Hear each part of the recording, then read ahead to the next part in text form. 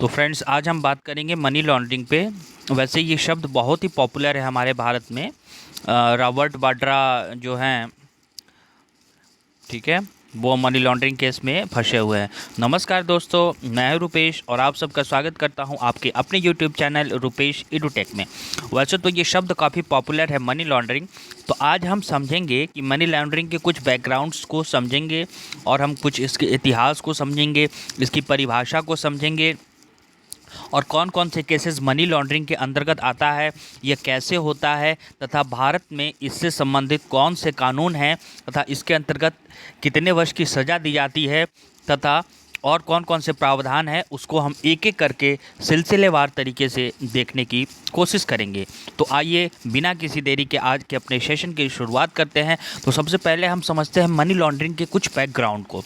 और हाँ, अगर आप इस लेक्चर का पीडीएफ डाउनलोड करना चाहते हैं तो वीडियो के डिस्क्रिप्शन में दिए हुए टेलीग्राम लिंक को फॉलो करके वहाँ से इस वीडियो के लेक्चर का पीडीएफ डाउनलोड कर सकते हैं। तो सबसे पहले हम समझते हैं कि मनी लॉन्ड्रिंग क्या है और इस शब्द की उत्पत्ति कहाँ से हुई है। तो जैसा कि हमें पता है कि मनी लॉन्ड्रिंग जो शब्द है उसकी उत्पत्ति हुई है संयुक्त राज्य अमेरिका, यानी कि USA, United states of America.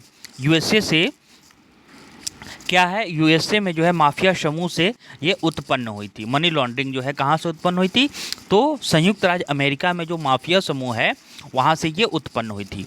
Mafia समूहों ने क्या किया कि जबरन वसूली, जुआ इत्यादि से भारी मात्रा में कमाई की, मतलब इलीगल तरीके से। और इस पैसे को क्या किया कि वैध सोर्स जैसे लाउंडोमेंट्स के रूप में इसको दिखाया। किया तो वसूली अवैध तरीके से, लेकिन इसको क्या किया कि वैध सोर्स के रूप में इसको दिखा दिया। ठीक है। और क्या है कि संयुक्त राज्य अमेरिका में लगभग 1980 के दशक में मनी लॉन्ड्रिंग का एक चिंता का मामला बन गया था। मनी लॉन्ड्रिंग जो है 1980s के जो टाइम एरा थे उसमें जो है मनी लॉन्ड्रिंग जो है यूएसए में जो है एक चिंता का विषय बन गया था। तो आइए हम डायग्राम से समझने की कोशिश करते हैं कि मनी लॉन्ड्रिंग होता क्या है और ये कैसे काम करता है। तो ये एक डायग्राम है, इसे हम समझने की कोशिश करते हैं। तो जैसा कि मान लीजिए कि कोई अगर आदमी है, वो अगर गलत तरीके से यानी कि जुआ, गैम्बलिंग, वसूली करके किसी धन को इकट्ठा करता है, उसके बाद उसको वैध करार देने के लिए क्या करता है कि बैंक में उसको जमा कराता है। और बैंक में जैसे जमा हुआ तो उसको क्या करता है कि अपने बैंक में जमा करा लिया और उस बैंक से जो है कोई कंपनी ओपन करके कंपनी में जो है प्रॉफिट के बेस पे उसको ट्रांसफ़र कर देता है। ठीक है। और उसके बाद उसको शेयर पे लगा देता है। इस तरीके से क्या हुआ, और जैसे शेयर पे लगेगा तो कंपनी का क्या होगा, कंपनी से उसको प्रॉफिट गेन होगा। तो प्रॉफिट गेन होने से वो क्या करेगा, लग्जरी चीज़ों को परचेज़ करता है। ठीक है। जैसे बंगला, गाड़ी, ठीक है, चॉपर्स इत्यादि, मतलब जो भी लग्जरियस चीज़ें हैं उसको वो परचेज करता है। तो ये टोटली क्या है कि एक इलीगल तरीके से इसकी वसूली या उगाही की जाती है। ठीक है। और इसको वैध करार दिया जाता है। ठीक है, मतलब उसको कन्वर्ट कर दिया जाता है। तो ये एक मनी लॉन्ड्रिंग का एक पूरा सिनेरियो है। अब हम इसके क्या करते हैं, थोड़ा और इसके महत्वपूर्ण बिंदुओं को समझते हैं। मनी लॉन्ड्रिंग जो शब्द है भारत में एक पॉलिटिकल एक तरीके से एक अभिशाप बनकर रह गया, पॉलिटिकल कोहराम मचा हुआ है मनी लॉन्ड्रिंग के में। भारत में जो है मनी लॉन्ड्रिंग को लोकप्रिय रूप में हवाला देने के रूप में जो है माना जाता है। भारत में सबसे पहले सबसे ज़्यादा जो है लोकप्रिय 1990 के दशक के दौरान जो मनी लॉन्ड्रिंग हुआ, अगर हम वहीं अमेरिका की बात करें तो 1980 में, और भारत में बात करें तो 1990 के दशक में जो है ये मनी लॉन्ड्रिंग शब्द काफ़ी पॉपुलर हुआ। मनी लॉन्ड्रिंग केस मतलब काफ़ी पॉपुलर हुआ, इसमें कई नेताओं के नाम उजागर हुए। अब समझते हैं कि मनी लॉन्ड्रिंग वर्क कैसे करता है। ठीक है। तो मनी लॉन्ड्रिंग कैसे वर्क करता है कि मान लीजिए कोई अगर पैसा है वो इलीगल एक्टिविटीज से आ रहा है, उसको क्या हुआ कि विभिन्न बैंकों में क्या करते हैं, इसको हम जमा कराते हैं, उसको हम ट्रेसिंग के लिए डालते हैं ताकि मनी को हम क्या कर सकें, फ्रीली जो है यूज़ कर सकें। तो ये कुछ प्रोसेस होता है मनी लॉन्ड्रिंग को कैसे यूज़ किया जाता है और कैसे यह वर्क करता है। वहीं अगर हम मनी लॉन्ड्रिंग की परिभाषा को देखें, मनी लॉन्ड्रिंग की अगर हम परिभाषा को देखें तो मनी लॉन्ड्रिंग से तात्पर्य क्या होता है कि अवैध तरीके से कमाए गए काले धन को वैध तरीके से कमाए गए काले धन के रूप में दिखाना। मान लीजिए कोई अगर पर्सन है वो गलत तरीके से वसूली करता है, जैसे कि अभी हाल ही में आप लोगों ने सुना होगा कि जो मुख्तार अब्बास मुख्तार अंसारी, माफ़ कीजिएगा, मऊ से जो बसपा के विधायक हैं मुख्तार अब्बास, उन्होंने कुछ ऐसा ही काम किया था कि गलत तरीके से चीज़ों को इकट्ठा किया था।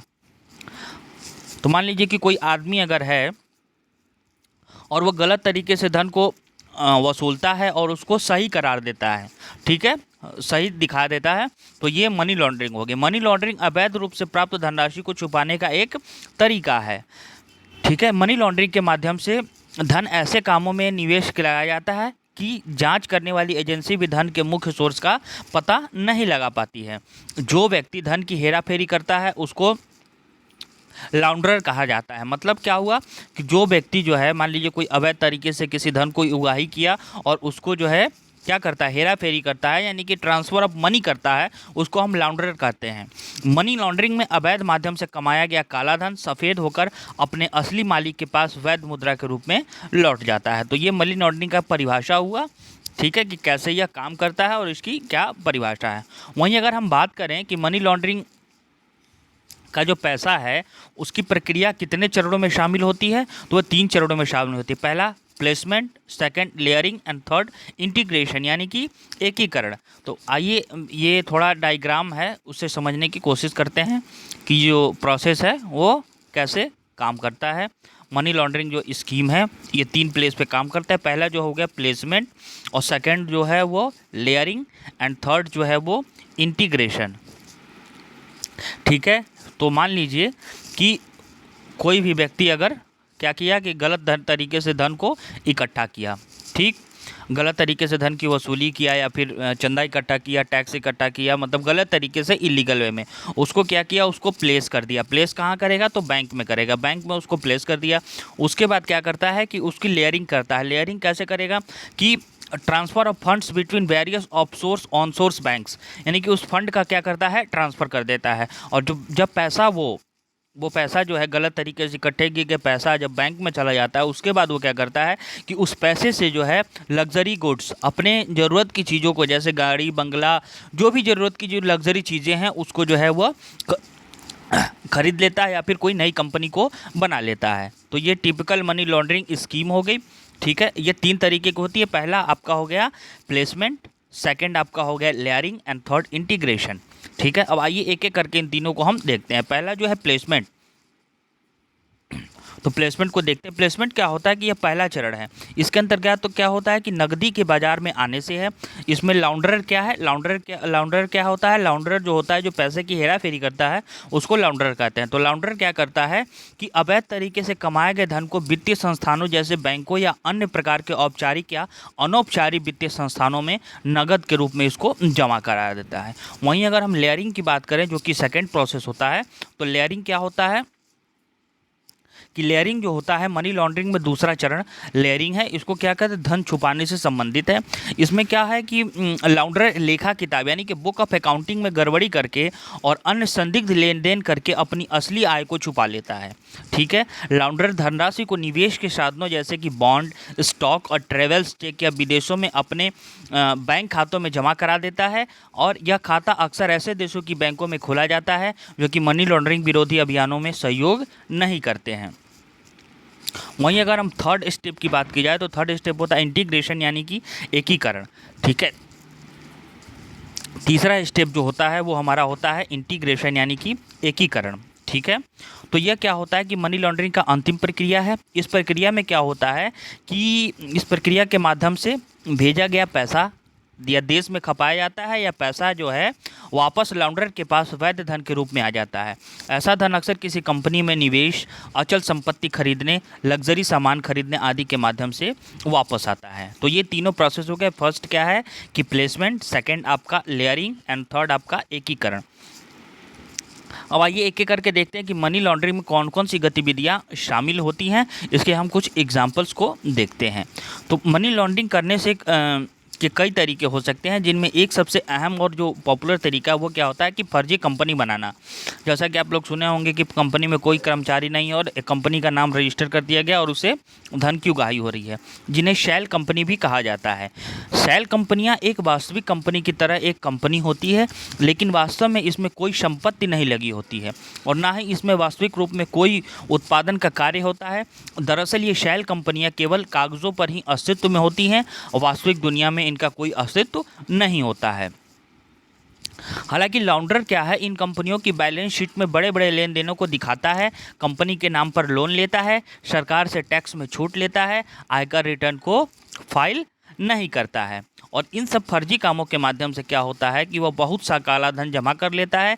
यदि कोई थर्ड पार्टी वित्तीय अभिलेखों की जांच करना चाहती है तो तीसरे पक्ष को धन के स्रोत और स्थान के रूप में जांच को भ्रमित करने के लिए झूठे दस्तावेजों को दिखा दिया जाता है।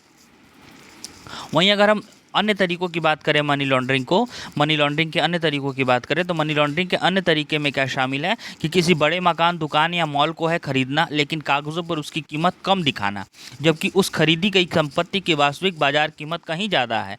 मान लीजिए कि वो 200 करोड़ रुपए की संपत्ति है और कागज़ पे उसको जो है 100 करोड़ या 50 करोड़ रुपये उसको दिखाना। ऐसा इसलिए किया जाता है ताकि कम जो है टैक्स देना पड़े। इस प्रकार की चोरी के माध्यम से भी काला धन जुटाया जाता है। तो ये कुछ तरीके हैं किस तरीके से मनी लॉन्ड्रिंग होती है। एक जो अन्य तरीका है मनी लॉन्ड्रिंग का कि जब लॉन्ड्रर यानी कि हेरा फेरी पैसों का जो लेन देन करता है उसे लॉन्ड्रर कहते हैं। ठीक है, लॉन्ड्रर कई माध्यमों से अपना धन ऐसे देशों के बैंकों में जमा करा देता है जहाँ उसके खाते की जाँच का अधिकार किसी अन्य देश की सरकार को नहीं होता है।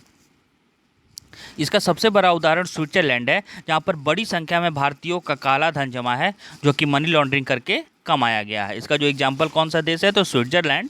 वहाँ पे बहुत बड़ी संख्या में जो है भारतीयों का काला धन जमा है जो कि मनी लॉन्ड्रिंग करके कमाया गया है।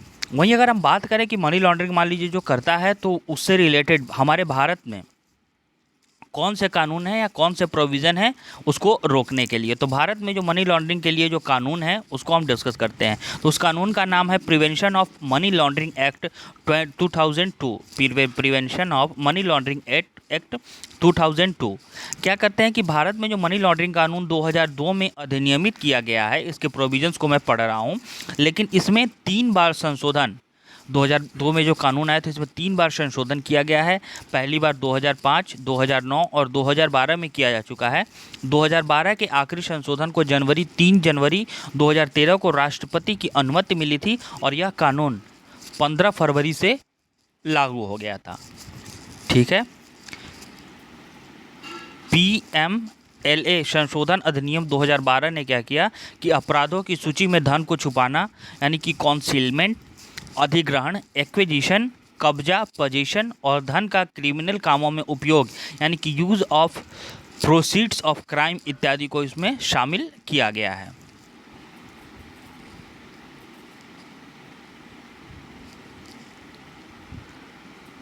ठीक है, वहीं अगर PMLA 2002 में जो RBI, सेबी और बीमा विनियामक और विकास प्राधिकरण यानी कि IRDA को PMLA के तहत लाया गया है और इसलिए इस अधिनियम के प्रावधान सभी वित्तीय संस्थानों, बैंकों, म्यूचुअल फंड्स, बीमा कंपनियों और उनके वित्तीय मध्यस्थों पर लागू होते हैं।